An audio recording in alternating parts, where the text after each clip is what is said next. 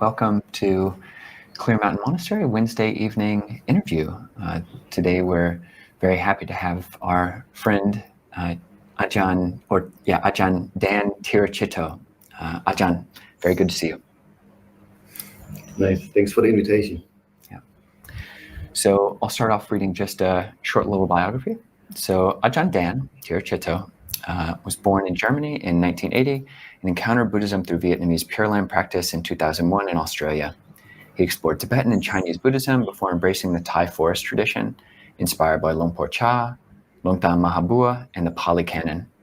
Ordained in 2011 in Thailand's Dhammayut order, he had trained for 4 years in the lineage of Longtam Mahabua and Luang Por Chah in Loi province with Luang Por Nippon and Thanajan Dik. Since 2013, he has largely lived an independent nomadic lifestyle of tudong, or walking pilgrimage. He spent 5 vasas, range retreats at Wat Vananachat in affiliated monasteries, including a year with Thanajan Jayasaro. Since 2019, he is based in Nan province, while regularly undertaking long-distance pilgrimages in Thailand and other countries like Malaysia, Nepal, India, Taiwan, Germany, Vietnam, and Australia. He currently resides at a small branch monastery on the outskirts of Chiang Mai City in Thailand. So, yeah, interesting biography, and would love if you could just fill some of that out, particularly how you moved from just studying Buddhism in Germany to actually ordaining in Thailand and in the Dhammayut order in this forest tradition. I didn't study Buddhism per se. I studied Chinese studies, and that came from my basically conversion to Buddhism, which happened the year before when I was 21, 2002, when I was in Australia. A friend introduced me to the teachings, and I liked it. So I changed my plan for study. I wanted to study some engineering or something, and then I became Buddhist, and I was Mahayana Buddhist in the Vietnamese tradition, as you said, and my first teacher said you have to study Chinese because all the scriptures are in Chinese. So I didn't know about theravada at all for a long time, actually. So that's what I did. I went back to Germany and studied some Chinese, but kept my eye on Buddhism, Chinese Buddhism, and so on. So then I came to my graduation year and went through adult life for around 9 years. And relationships, a few of them, traveled the world, had a good life, but then you get a bit, dukkha is there, suffering is there, mental suffering, and the older you get. And I was around 29, and I got a premature midlife crisis, so to speak, and that reminded me again of that peace I felt back in the monastery in Australia like years ago, where I learned some meditation. And I let it slide for a few years. And then I went to the internet, and then Ajahn Google and Ajahn YouTube helped me to find some good information and some good teachers. And I found Ajahn Brahm. He was quite helpful, bringing you kind of out of a funk, out of a depressive episode with his, more jokey style. And then I found Ajahn Jayasaro, and then the Krooba Ajahns, Thai Krooba Ajahns, Longtam Mahabua, Ajahn Chah. And their teaching really inspired me.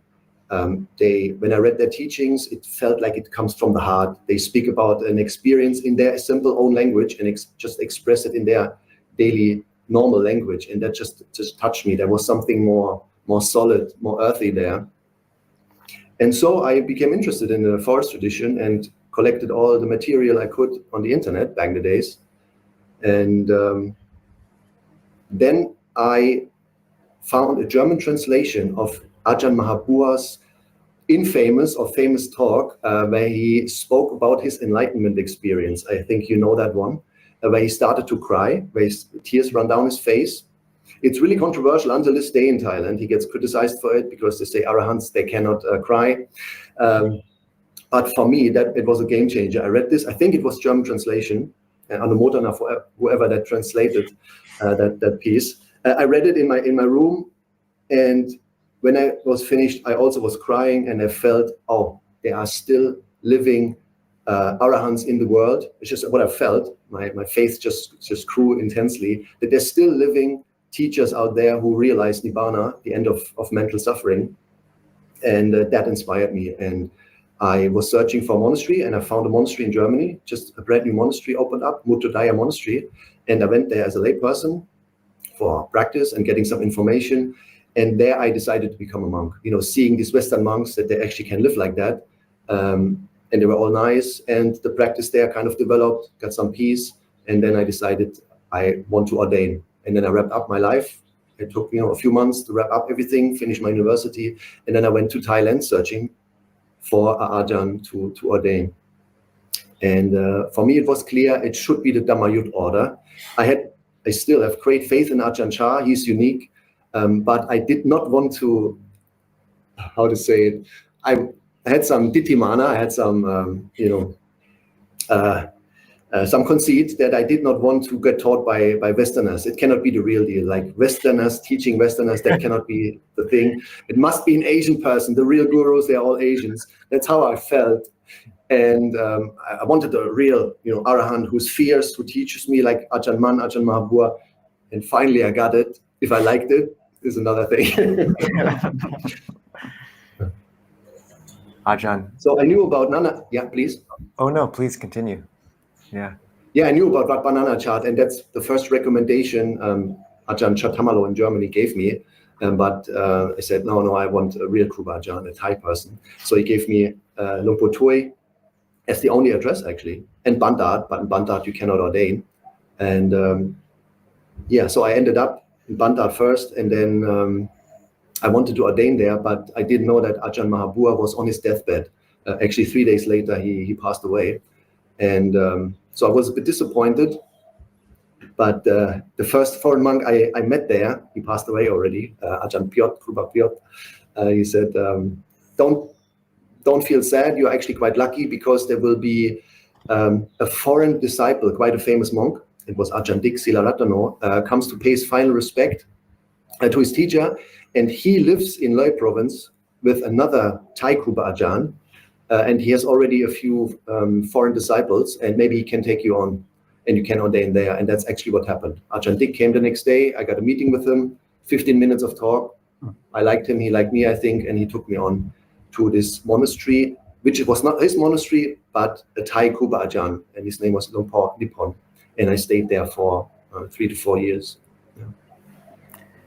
We'll get to ask you about that journey as well. But I feel like we would be remiss to not sort of pause on that moment you spoke about with Longta Mahabua. And you're right, it's pretty unprecedented for an Arahant, or someone who many believe to be one, to speak openly. And I know, Longta spoke about how that he wanted people to know it was still possible. And I have seen that video. Would you speak, because the deep Thai Dhamma you're talking about is really epitomized by Longta Mahabua, and it seems like he was kind of this lighthouse on your path as well. Who is Longta Mahabua, and what do you remember about that experience he described, and any other kind of things around him for those who've never heard of this being?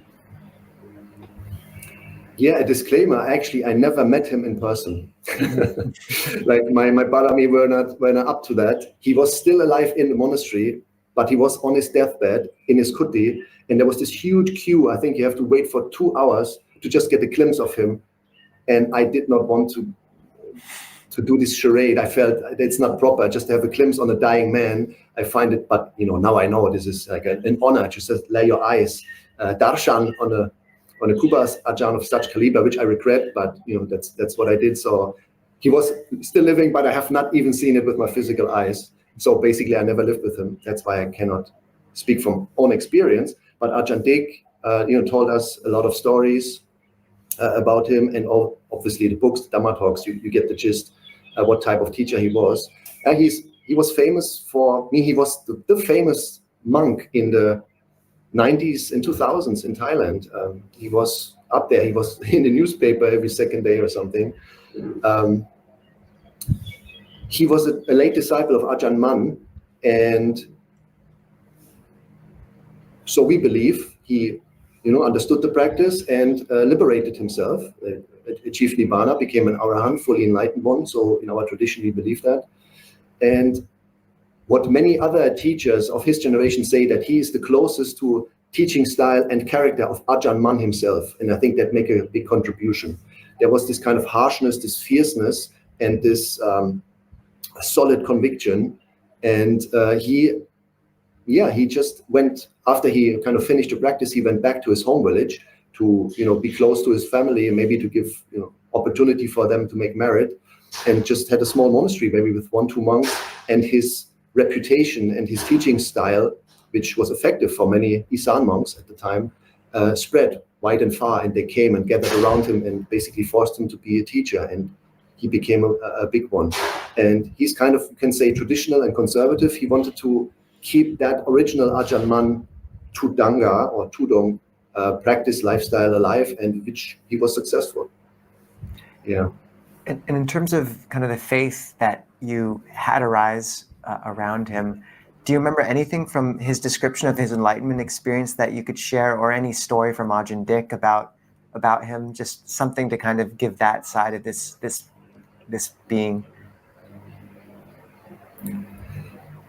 Yes, something particular.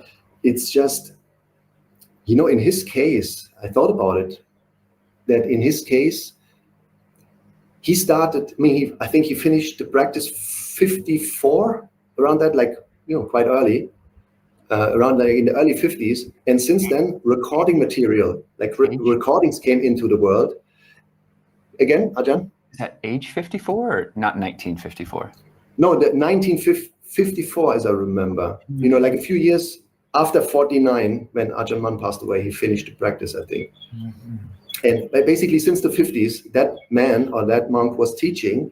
And what was special also in Buddhist history, which many people don't think about, there are recordings, audio and video recordings, but first audio recordings of a liberated person teaching the Dhamma, which is now still accessible to us wherever on a click of a button.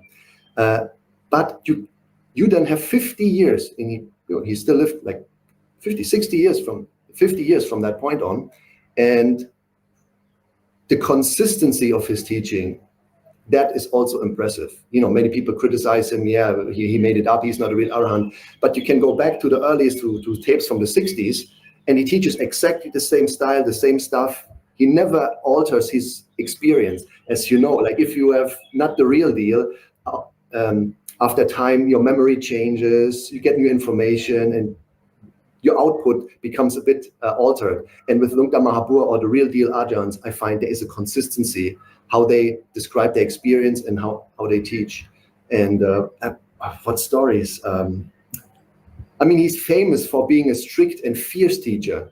The stories of Ajahn Dick, there's Ajahn Dick never gave, it's hard to find Dhamma talks of Ajahn Dick, but I think in Abhayagiri, he gave a Dhamma talk once and got asked about his experience with Ajahn Mahabua, and if someone's interested, can check this talk out. He gives a lot of inside baseball there.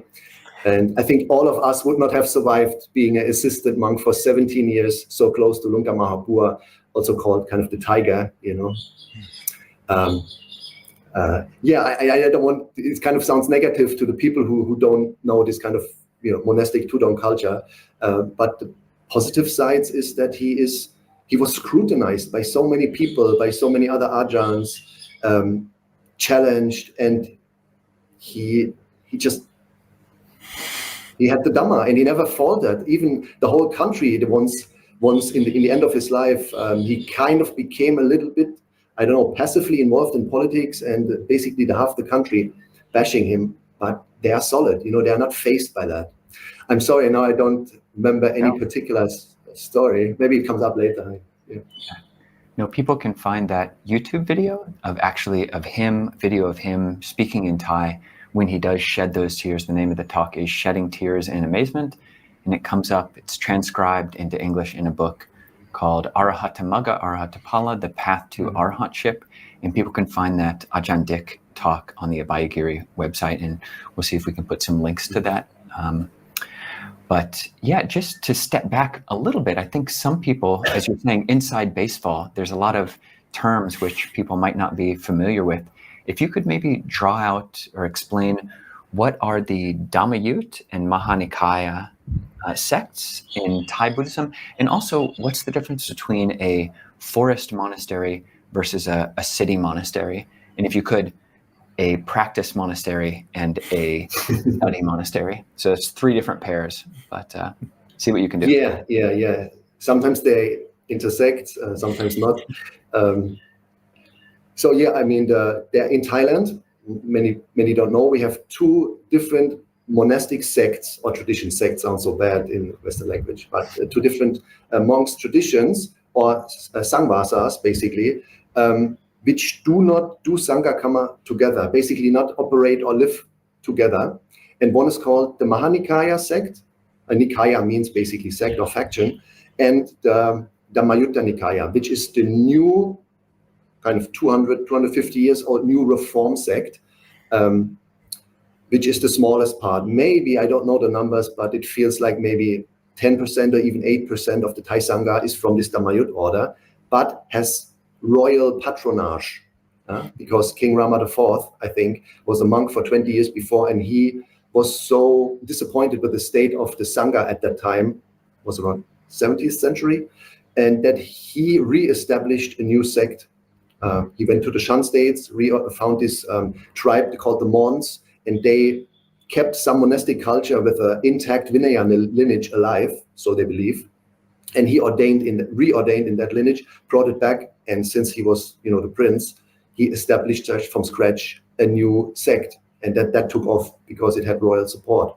So, and all the other smaller sects got lumped into one big faction, and that's called Maha. Maha means great, means big, and that's what we call them now, the Mahanikaya. All the small sects from different parts of Thailand, and actually many lineages and sects, and they all kind of lumped together in this one faction. And the Dhammayut is basically kind of the rebel reform crew. So Ajahn Man. So why this is important for our discussion is because Ajahn Sao, which was the teacher of Ajahn Man, and they ordained in this Dhammayut Nikaya, which was tending to revive the Vinaya lifestyle. They started to study the suttas, the Vinayas, the commentaries, and try to distill or re-enliven a proper samana lifestyle according to the Vinaya. And that's what they did. And in that sect, Ajahn Man ordained.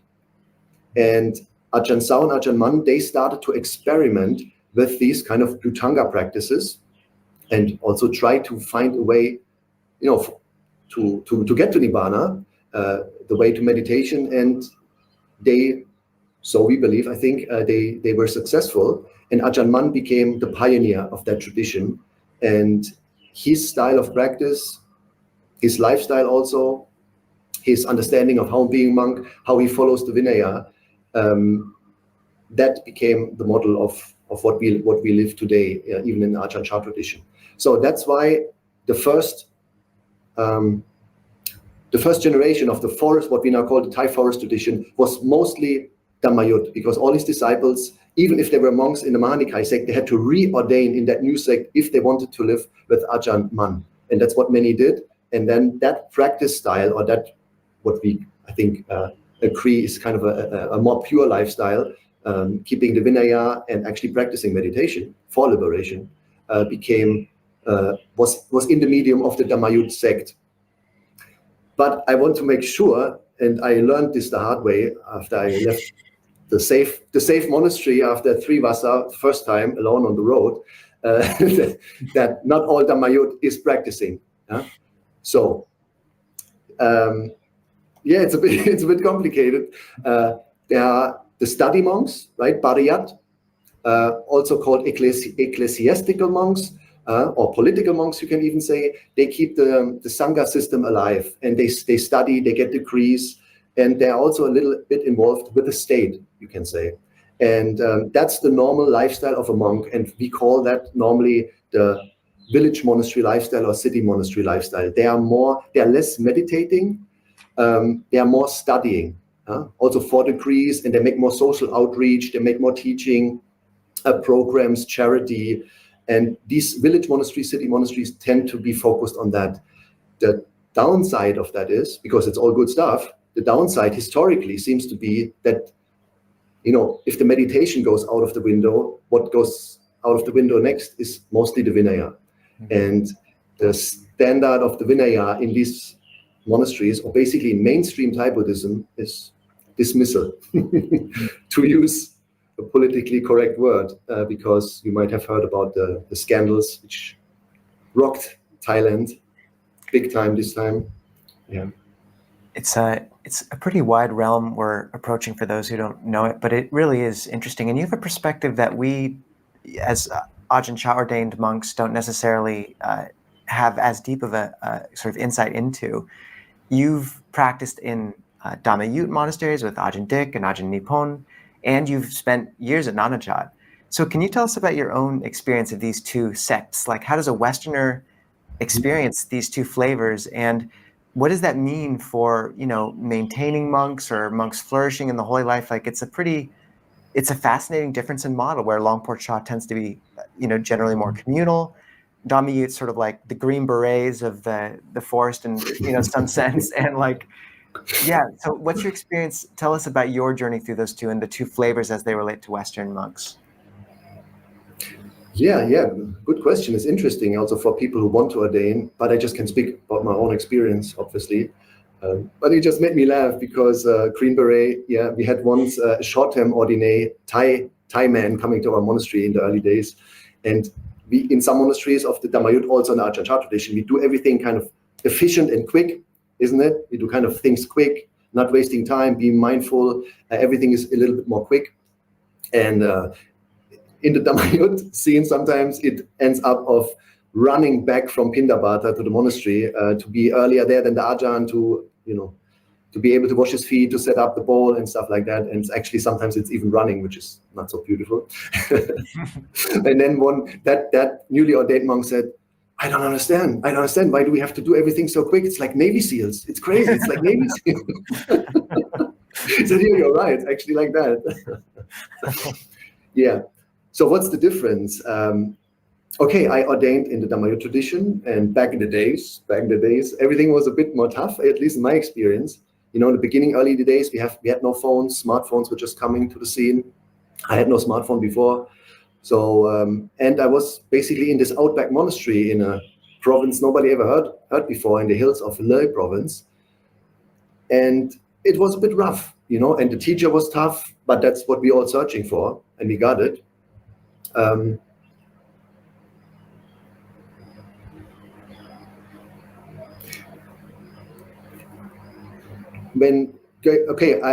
was lucky because I had Ajahn Dik, which was an American teacher, so I had two Krooba Ajahns together, one Thai, one American, so that I was quite lucky.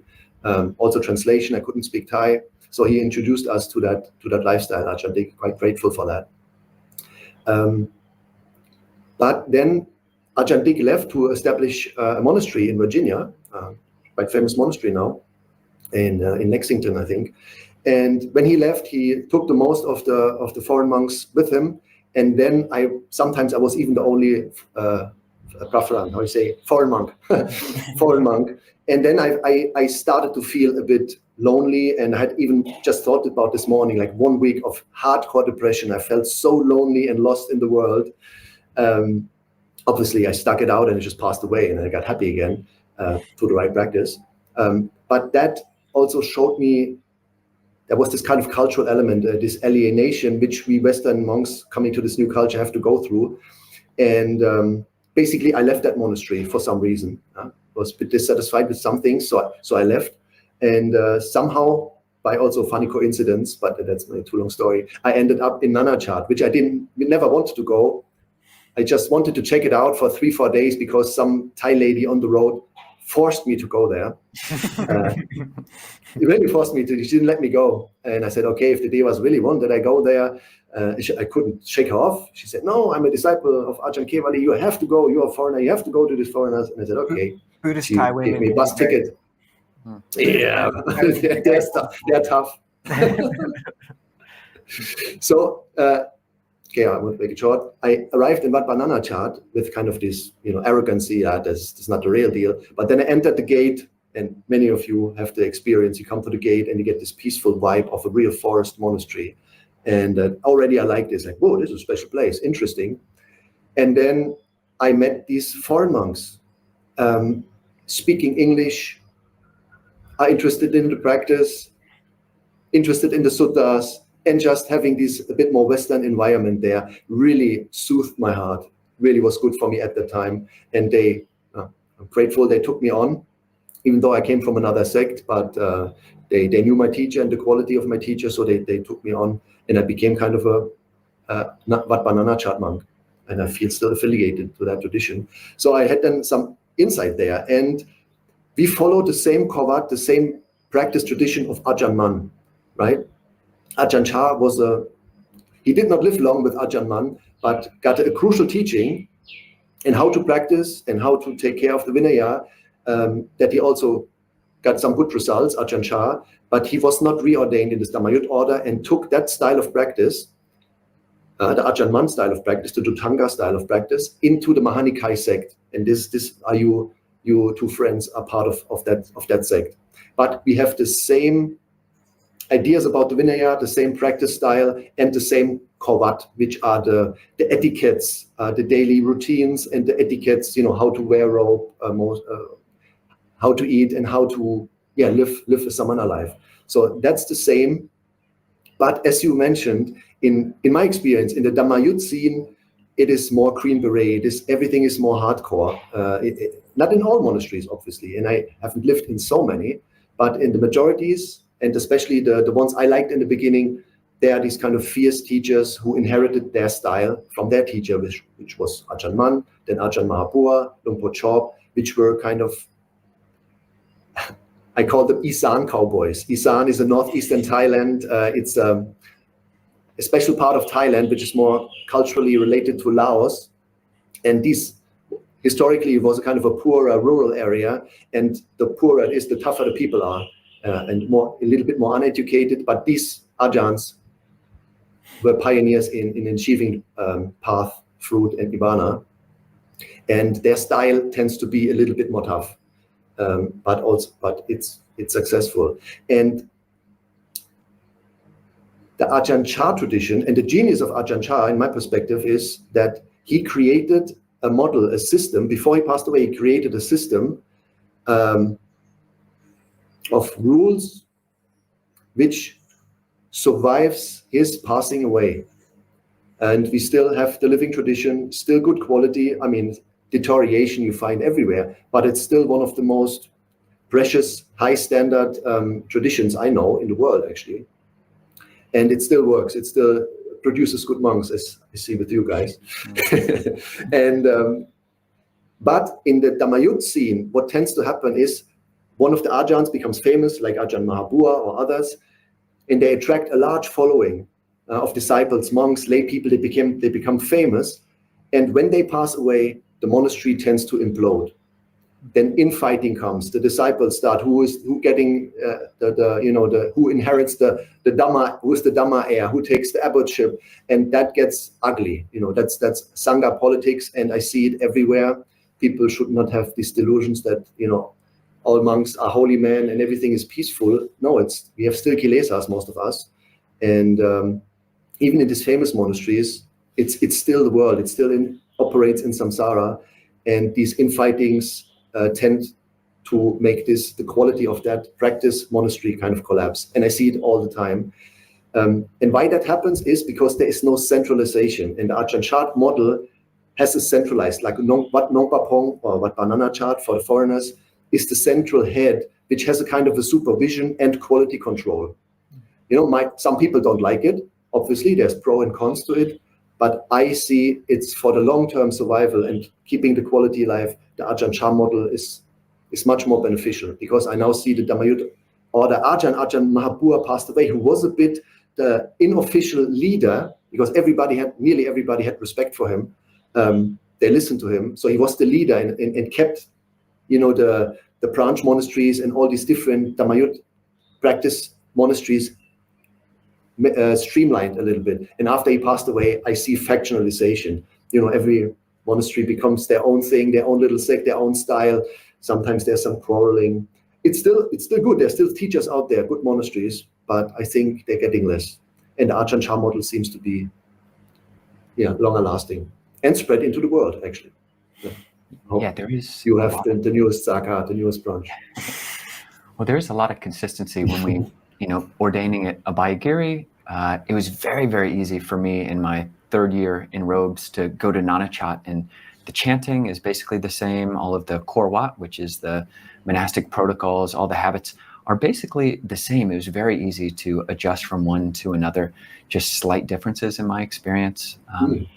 One word which you've used is dutanga, which is a Pali word referring to the optional ascetic practices like living in the forest or going on alms round or only wearing rag robes or only wearing 3 robes. So minimizing the requisites that you have. And one way that manifests, these are optional practices. The Buddha said, didn't mandate these for everybody. But they're still practiced in the Ajahn Chah and the Dhammayut tradition, and the way that they're kind of held in Thailand. Another word you've used is tudong, which involves those ascetic practices, and especially emphasizing the aspect of walking from place to place, to living in forests and going for alms and living alone, or sometimes in a group. But I'm curious if you could we've talked with some people who've done tudong in Sri Lanka, some who've done it in America, and I'm just curious if you could talk to the specifics of your tudong practice in Thailand, the practicalities of it. Yeah, thank you. My beloved Thailand, it is the easy way. It's kind of, there's not much to it. In Thailand, you survive more easy because people have so much faith, probably in Sri Lanka too, maybe even more, I've heard sometimes. But props to our friends who do it in the West, because that's much more challenging. And some of your friends, I listened to the podcast, live like that for months and years. So wow, that's great. Good pioneer work. Anumodana to them.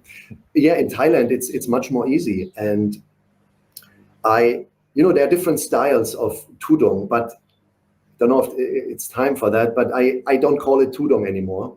I call it charika, like I think many of your friends also call it charika, which is the original word from the Pali Suttas, which means wandering. That's what the Buddha did and his disciples. They just, after the rains retreat, they just pack their stuff and just walk through the countryside to the next villages, to the next town, until they get an invitation or find a spot for meditation. And so they moved around their whole life, basically, this nomadic lifestyle.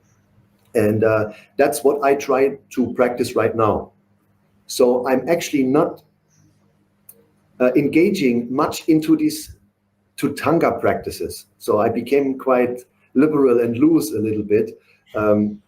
But some are still integrated there, sleeping on a charnel ground, which is a really good place to sleep in Thailand. But sometimes I eat twice or even 3 times on the road. So I became less strict in the tutanga sense. So, and many people in the West, they don't know what is this tudong, which is a Thai, a Thai word coming from this tutanga, which actually has nothing to do with the walking. You agree, right? There's nothing walking inside. I think how it became connected with walking is, back in the days, the monks, they lived in monasteries, and when they tried to start to take up one of these practices or many of these practices, you hardly can do it in the monastery, especially not in a ancient Thai village monasteries. They look down on you, like nobody meditates. You are not getting strict, like we are eating twice. How do we look if you just eat 1 meal a day? Or you are going pindapata and we just getting cooked the food every time. So that doesn't go together. So these monks had to go to places, right? And some of the tutangas, you need special places. You need the charnel ground, which is often not in the monastery. You need a tree, which is sometimes also not in the monastery. The open, and so you need to go away from the monastery to search for these places to practice these ascetic styles.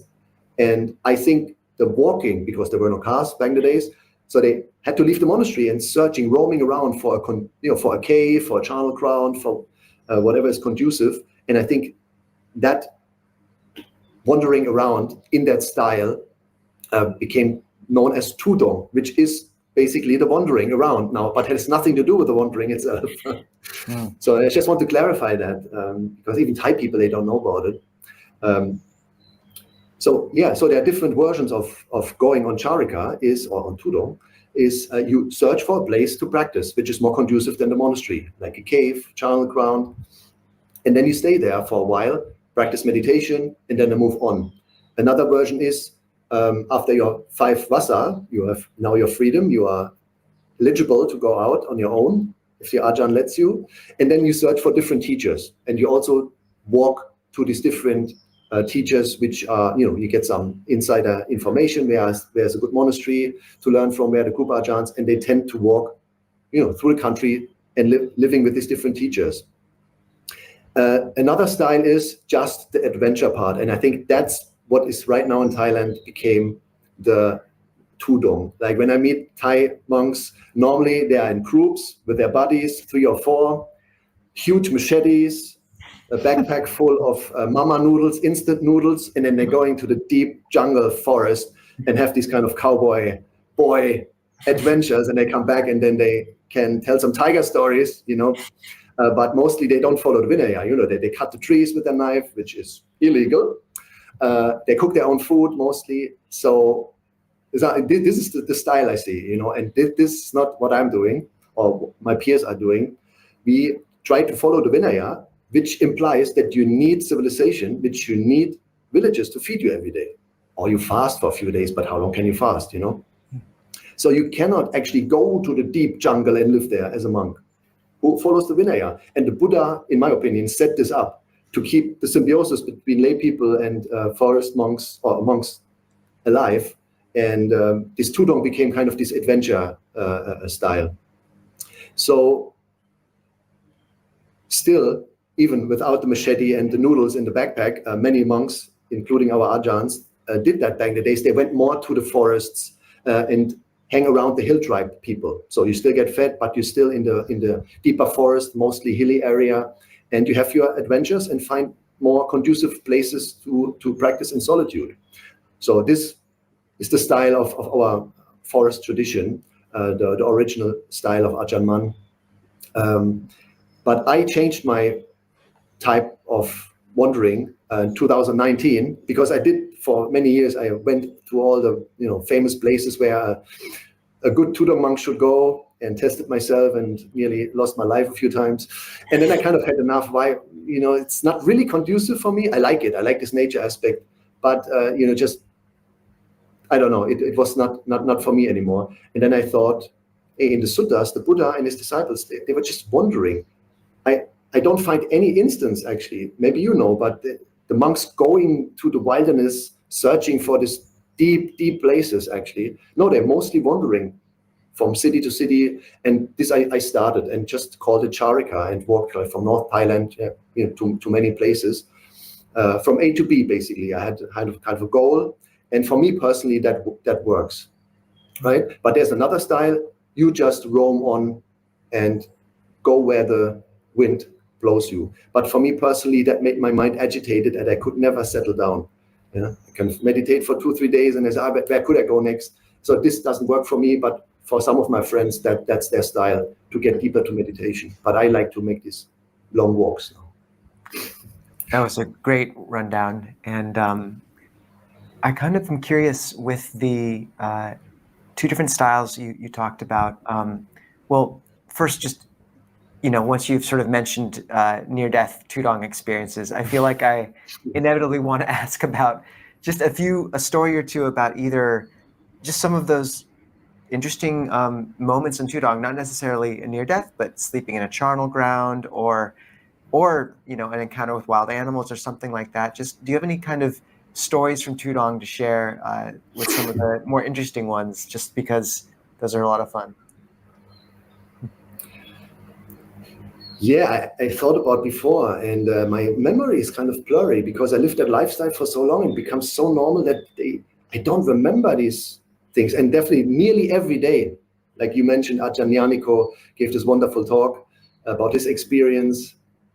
And and you guys know yourself, you are tudong monks yourself, that the magic happens every day and great stories. You could write a book after 1 week of tudong, stories, but somehow they don't come up. But some traumatic ones stuck in mind was with another monk. Normally I'm alone, but twice I went, I introduced some younger monks into the lifestyle, and we went to Tung Yai National Park, which is the wild west of Thailand, bordering to Burma, to the Shan states, which is always, in war, civil war, whatever. So it's a bit dangerous there, but that's the place you have to earn your badge as a real tudong monk in Thailand. All the Krooba Ajahns, Ajahn Dhammo, and so they all pass through that. They all know the place quite well, Ajahn Siripanyo and so on. So we went there because we want real nature, the real adventure. And then you get lost in the forest, and that's one of the most scariest thing. You just walk in the jungle, and then you lose the path under your feet, and it's just an animal track. And what do? The water runs out, and then that's the most tudong monk perish in that way, because I never met a tiger. I think no, maybe a bear, but I have not much encounters. I'm more afraid of people. And of my own defilements. So basically, one day we got lost on the Burmese border. I don't know, can I tell the story? It's actually illegal. Okay, maybe it's many years passed. So we walked, and we were walking out of Dowdam, branch monastery of Wat Bananachad, and got lost in the jungle. But our destination for the day was a Thai military base, which has faith in monks, and we could sleep there and get some food. But I think we were not even close. So we got lost and just walked on, followed animal track. And then I heard gunshots. Bum, bum, bum, bum, bum, bum, bum, bum. And I said, okay, that's the military base. They have the firing range. Wonderful. So I got uplifted and just walking towards these sounds. And then they became louder. And then I got scared. I said, if we kind of walk into a shooting range or an active war, we might get shot. And then I got scared, and we just ducked through the bush. And then we came out to a clearing, and there was a small boy from a hill tribe or something, and an older one, and they were slash and burning bamboo. And when bamboo burns in a wildfire, these compartments explode because of the pressure, and they sound like gunshots, at least to an unexperienced ear like mine. So we didn't find a military base, so we tried to ask them where we are, where's the next civilization, and they did not understand our language, no Thai, no English, nothing, which was pretty weird. But somehow they showed us there is a dirt track, and finally we found the dirt track, followed it along, came to the first village, and figured out we are not in Thailand anymore. We crossed border to Burma. It's the only time I was in Burma without passport, without visa, unintentionally, I'm sorry. So I was a bit scared because our Ajahn, before he let us go, said, do not cross into Burma. It causes huge problems if you get, and I said, okay, now, our life is over. I was a bit scared because I had this responsibility for this younger monk, Ajahn Gunakaro, by the way, our good friend, Nepalese monk, who's now taking care of the new Indian monastery. So we camped out somewhere on a river. The next morning, we tried to get pindabat food in this kind of Christian Karen village. Didn't get any food. And Ajahn Gunakaro never fasted in his life, and it's the first time on tudong, his first few days. So I was a bit worried he will not kind of make it. I can fast a bit. But then it became 11 o'clock, and I thought, wow, today we're really not getting any food. So we walk on, come to a little curve, and meet a river. And on the riverbank, I see 3 people like 100 meters away on a table playing cards. And one of these guys sees us and quickly approaches us, and I see he has a green uniform on, and it's completely green. And I knew that it was not Thai army, it was the Burmese army. And then I thought, now it's over. Now we getting put into the dungeon, tortured or whatever. Because it was actually a war zone. Didn't know that at the time at all. And that it was a younger captain, the head of this platoon, came kind of running towards us and stopped in front of me, and I was kind of shocked, didn't know what to do, just felt my body in my breath, like, okay, now let go. Whatever happens, happens. And it was 11 o'clock, at 12 o'clock we cannot eat anymore. And the first thing he says in broken English, sir, have you eaten already? And I couldn't believe it. It's like unbelievable. This is one of my, highlights of my tudong life. It was amazing. And I said, by coincidence, no, we didn't get any food back in the village. He said, we want to give you food. And I said, yes, but my friend, you have to hurry. You have 45 minutes left. And he ran up the hill, which they dug out a campsite. There was a platoon of 50 soldiers or something. He ran up there. They materialized a meal. I don't know how quick, really quick, brought back 2 liters cold Fanta and put us a table on the river and gave us the meal. And we just gobbled down the last 10 minutes, all the stuff, chucked the Fanta down, and we were so happy. But after the meal, they said, we invite you to our camp for the night. And he said, no, thank you. We move on. We have to go back to Thailand. Basically, we're here by coincidence. And they insisted. And I said, no, we cannot. I'm sorry, no, we cannot live with the soldiers. You know, it's not good. And we wanted to walk away, but they did not let us walk away. And I thought, okay, no. Now we get arrested after they feed us the meal. So they took us to their camp. And admittedly, I was a bit scared, a bit worried. And then it turned out, like in the first encounter, completely different. They had so much faith in the monks. We got a special little, it was on a hill. There was an old monastery site, and there was a little intact sala and another building where all the soldiers slept in. And I looked into the sleeping quarters of the soldiers and the bed of the captain.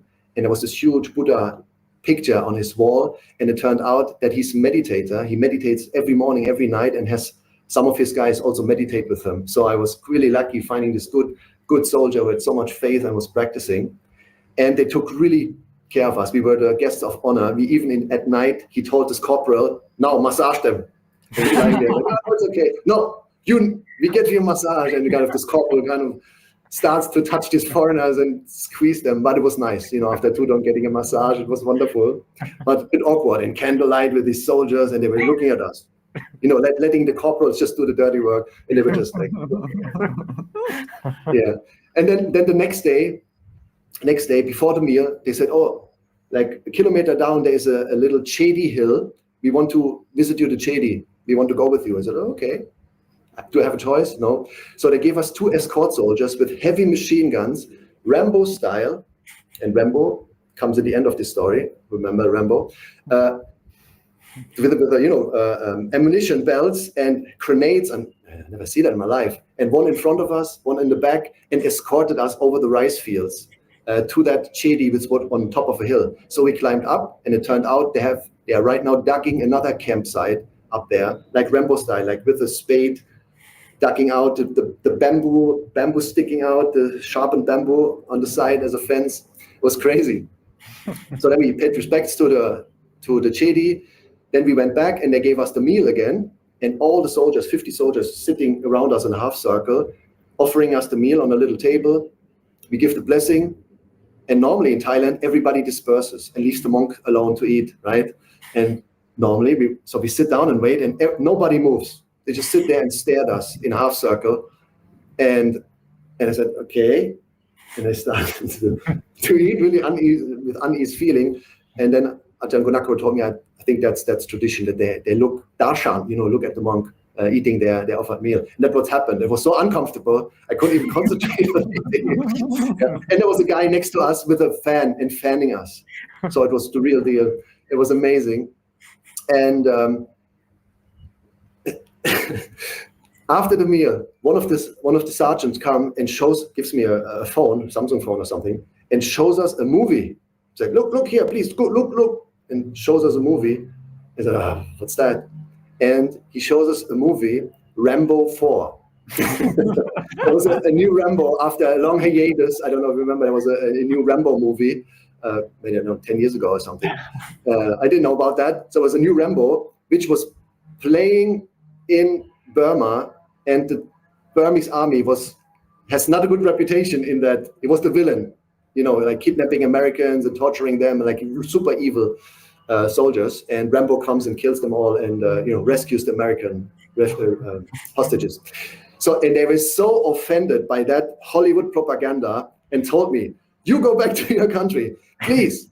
Tell all of your country this is not real. The Burmese army, they are some good soldiers. We are not like that. This is propaganda. This is American propaganda. Please tell them. And I said, I try my best, but I'm not from America. I'm a German. They didn't care. I'm a Caucasian, and yeah. So basically, I gave them a promise that I will. Now I have American audience, and I fulfilled my promise. May there be Hollywood Yes. executives watching Yes. right now, and in case they make Rambo Yes. 5 or 6, don't Yes. discourage the Burmese people. I love it. Yes. So the soldiers we lived with, they were really, really nice to us. But obviously they have a bad reputation, like every army does not so good things. But my experience with that, I was so delighted. And the next day he brought us to the Thai border, which we just crossed somehow. And they say goodbye. And they even, as I remember clearly, I think he had tears in his eyes. He said, please come back, please come back. And why they treated us so well is because they haven't seen a monk for 6 months. And Burmese, Thais, Sri Lankans, they love to once in a while make merit with the monk. They feel good. And they haven't seen, because they get conscripted with 18. I had some conversations with them. They don't volunteer mostly. They get just, tracked 18, and they hardly see their families. Maybe once in 2 years. One guy hasn't seen his family for 4 years. And no monks, in these Shan states, there are no monks. So that's why seeing us, they completely jump on us. It was a beautiful experience. Yes. I hope they're well and still alive. I would love it if Rambo 5 was this story and just filmed. It's so, Ajahn, that is such a great story, because it really blends kind of the hardness of a tudong life, and really what attracts many of us Western monks to go and ordain is visions of being super hardcore, getting the real deal, going back to nature and living super simply and being very ascetic. But with the softness of the generosity that the Burmese people showed you, the smoothness of having a friend with you. And I'm curious, you spoke a little bit about that period when things were dark in your monastic life. And I think it's really common that somebody who ordains in a very ascetic lineage just dries up after not too long. And I'm curious if you could talk about the soft skills for a hard life. What can actually bring joy, even if you're living in a very rough way. Yes, thank you, Ajahn. We are not in prison, which you mostly go into by force. We choose the places to train, and we can leave anytime. So that pressure is not there. So we're searching for these tough places, actually. But once then you live in it, and you're kind of locked into it, and you with these kind of tough environments, you pressure your defilements. That's the whole purpose of it, to purify them quicker. That's what these ascetic practices are for. But yeah, sometimes you are weak. You're not up to the task, and then you get some sadness, some loneliness coming up. And everybody experienced that until we get liberation. But what intuitively I figured out, that you have to keep yourself happy a little bit. The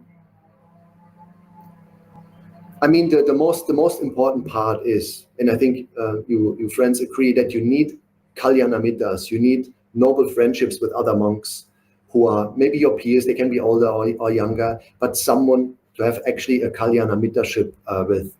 And I find this essential, and I have a good fortune of having a few, especially one particular good kalyana mitta, Ajahn Upasamo, who we are on the same level of Dhamma. We can speak Dhamma. We love the Dhamma. We love the Vinaya. And sometimes in dark times, like now with the phone, I call him or he calls me, and we just have a little session of monk friends, because you cannot do that with a lay person, right? You cannot open your heart as a monk to a lay person. There's some rules about it. So you need monastic friends. And somehow I don't see it much. I don't know. That's my experience. It's a bit of this loner culture around. But I need that, and I established that, and I find friends who reciprocate. So I'm quite happy. And that gives me happiness, or then helping friends if they are in need. So this gives you some purpose, uplift, and also finding some hobbies. In Thailand, like my Ajahn here, my new Ajahn, always speaks about Krương Yu. A monk needs a Krương Yu, which translates basically as a hobby, as a as something to do in the monastic life, not just meditation. For example, teaching. Like you have this, both of you, this wonderful gift of teaching, the gift of the gap, teaching, being knowledgeable because you studied and practiced a lot. So you go more that route. That is a purpose which fulfills you in a sense on top of your meditation. So this would be one. Many become abbots. Of our sangha age, monastic age, they became abbots. Like hopefully you soon become one. That would be a purpose. But it's not for everybody. This is not what I aspire to or what I would be good at, I think. Learning a language, learning a culture. In our tradition, some physical skills like carpentry, making, sewing, getting good at sewing. Something which you can benefit yourself and the monastic community, for example. All these things, monks who find a little niche, a little hobby, it's strange, but you have to have a hobby, or building monasteries, building kuttis. Some Thai monks dedicate their life just to building, to making merit, to help the sasana, the Buddhist teachings and the sangha to spread and keep alive in Thailand. And so they specialize for that. And it gives them purpose, uplift and happiness, and they seem to survive. And I had a conversation with Ajahn Jayasaro once, and he agreed that you need something which maintains you, which gives you uplift. And in my case, obviously, and many monks do that, choose this charika lifestyle, and I get uplifted. I'm so happy. I always, when I call Ajahn Upasamo, I said, or both, like we have this kind of vibe and say, living the dream, isn't it? Living the dream. Nice. Yeah, it's really, it's the holy life. It's it's the most precious lifestyle you can have. And then finding your niche, doing what your ideals, I followed my ideals, and it comes from this Ajahn Man, Ajahn Mahabua, more, wandering lifestyle. And I had to fight hard for it. It's kind of looked down today. You don't find many monks doing it anymore for whatever reason. But I knew I want to do that at least until my health fails, which sometimes here and there, body falls apart. It's like one day you cannot do it anymore. But until I can, I want to move around a bit, and I gain nothing but good. Speaking with Ajahn Tanpoli. Clean, holy life, clean as a polished conch shell. And Ajahn, we do have to switch over to Zoom in a second, and I'm going to paste the link into the chat for people who want to continue. And we get Ajahn Dan Thiracitto there as well, along with the birds that have been in our interview too, which has been great. Yes. And not Ajahn Dan Thiracitto, because Dan. There's a famous other Ajahn. Dan Thiracitto. It's the same Pali name than me. It's the same Pali name. I made the mistake. I'm not that one. I made the mistake on YouTube actually looking for your talks. But I wondered if just in the last minute or two, you could, for those lay people listening, of which most of the listeners probably are, you've had exposure to people who have realized, the path and the fruit of this dispensation and of the Noble Eightfold Path. Do you just have any words of encouragement for someone who's listening who doesn't know if these things even exist, or if they could ever attain, some liberation of heart? What advice would you give, or what words of encouragement? Yeah, that's a difficult question, Ajahn. That because you can never prove it. I recently was in India, and they also asked me about, where are the Arahants? And I said, yes, even if I tell you I believe some teacher is an Arahant, you can never prove it. You always will have doubts if you have no faith. How to build up that faith? If you want, you don't have to. But obviously for my own journey, for my own path, that was essential, that I get the faith that there is a living human being who achieved that goal, the end goal of the Buddha's teachings, nibbana, liberation, stopping the ending of mental suffering. And I read this teaching, as I explained, from Lungta Mahabua, even just in translation, in written language, and it touched my heart so much that I decided to become a monk, basically. And I don't know how I did that, but I was a Buddhist, basically, for 9 years before, and I accumulated so much information and kept the Dhamma alive in the background of my mind. Actually, what I haven't tell you, since my first monastery experience in Sydney, Australia, 2001, I wanted to become a monk, but I was not ready. I was too weak. I didn't know much about Buddhism, but I had this yearning, this urge. And, then I had a normal life and, still, romance, and still want to have the pleasures of the world. But deep in my mind, I always kept this wish. I nourished it a bit. That one day, if I have a life crisis, if everything falls apart, I have a choice. I don't have to kill myself, which is not a good option, not a good option at all. But we Westerners do not have sometimes an alternative. The Asians, the Thais, they just have a monastery around the corner, and then if they have depression or a quarrel with their wife, they just run to the monastery to cool down, or maybe even ordain to get, to follow the path. But I nourished that. I never let the Buddhism kind of fade away completely, and I nourished that aspiration a bit. And I knew one day, I will get sick, someone will die I love, and that might have triggered me, and I have the option for this holy life. And I would encourage people to keep at the Dhamma, to keep in touch with Sangha, with teachers, with fellow meditators, and nourish that. And the more you understand the Dhamma yourself, the more you see the special characteristics in these beings, not necessarily be completely enlightened, some are, I believe, but even if they have a bit of Dhamma experience, they have qualities which inspire you, and you want to emulate that, and you become the disciples and learn the way how they got to it. But you can never prove if someone is enlightened. So that, we quarrel. I mean, I nearly lost friends, monks friends, discussing or arguing about, my teacher is an arahant. No, he's not. He smiles too much. He cannot be an arahant. I really had fallout with monks. That can happen. We were still young and stupid, but that still happens. Also with lay people, and it's so unnecessary. Watch out. It's defilement. It's you cannot prove it. Have faith and do actually what the teacher says. So I don't know if that answered the question, but just practice yourself, and then then you have to live with these teachers. You have to go and check for yourself. There's so much information now with these online communities. Go on Reddit and you get all the details about any, how one Ajahns farts smell. I mean, you get all detailed info these days, but you have to get the vibe yourself and make your own opinion. You cannot trust anybody. And therefore you have to live closer and longer with them. And mostly what happens when you ordain, then you get quite close to these teachers, and then you see the real deal because you're so close, physically close to them. And then some of them reveal themselves, and some, they keep consistency and just impress you on and on with their equanimity, with their metta. I think that's all I can contribute to that. It's perfect. There's a image that the Buddha gives in Majjhima Nikaya 48 that just as a mother cow would always be mindful of her calf, even as she grazed, even so, though one takes care of various duties, one remains intent on heightened training of, virtue, mind, and wisdom. And just that sense of nourishing that kind of precious part of us that orients towards the Dhamma. So, Ajahn, it's been so great having you on, and we hope we can get you to wander over someday. We will have 2-liter Fantas for you if you do come. So, what is that?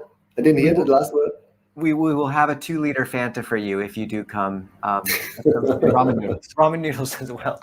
But really, it is rare to meet a monk that's actually so joyful and living such a pure, holy life in line with these ancient traditions. You're keeping alive something very important, and we just really want to honor you for that. So thank you so much for joining us. Thank you very much for the invitation, but I'm also a modern tudong monk. I have a phone and I have some conveniences. I use a tent since a few years, so not that the people get the idea I'm this super ascetic monk, which you had some conversations with already. And, anumodana to these monks, they do the real deal. I'm a bit more sabai, as we say in Thailand. Now, thank you very much for the invitation, Ajahns. And I wish you well establishing this new community. It's beautiful to see how also these lay people respond there. It's amazing. And I wish you all the best for that. Thanks so much, Ajahn.